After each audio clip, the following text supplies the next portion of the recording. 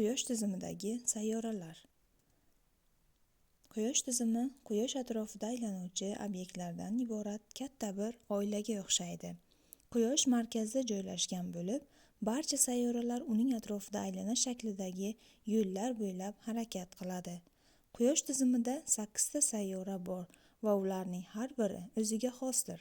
Quyoshdan boshlab sayyoralar quyidagi tartibda joylashgan: Merkuriy, Venera, Yer, Mars, Yupiter, Saturn, Uran va Neptun. Birinchi 4 ta sayyora Merkuriy, Venera, Yer va Mars ichki sayyoralar deb ataladi. Ular asosan toshlardan iborat bo'lgani uchun toshsimon sayyoralar deb ham yuritiladi. Ichki sayyoralar kichikroq bo'lib, Quyoshga eng yaqin joylashgan. Oxirgi 4 ta sayyora Yupiter, Saturn, Uran va Neptun tashqi sayyoralar deb ataladi.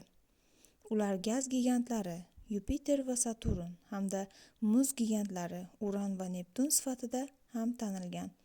Tashqi sayyoralar juda katta bo'lib, ichki sayyoralardan ancha kattaroqdir.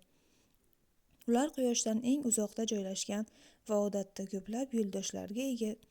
Tashqi sayyoralarning barchasida halqalar mavjud, ammo Saturnning halqalari eng oson ko'rinadi. Sayyoralar o'lchami, harorati va Quyosh atrofida bir marta aylanish uchun ketadigan vaqtiga ko'ra bir-biridan farq qiladi. Masalan, Merkuriy Quyosh atrofida juda tez harakatlanadi. Shuning uchun uning yili qisqa. Neptun esa juda uzoqda joylashgan. Shu sababli uning bir marta aylanishi juda uzoq vaqt oladi. Biz yashaydigan Yer sayyorasi hayot mavjud bo'lgan yagona sayyoradir. Unda havo, suyuq suv va tirik mavjudotlar yashashi uchun qulay harorat mavjud. Quyosh tizimiga yana oylar, yo'ldoshlar, asteroidlar va Pluton kabi mitti sayyoralar ham kiradi. Bu obyektlarning barchasi Quyosh tizimining bir qismidir.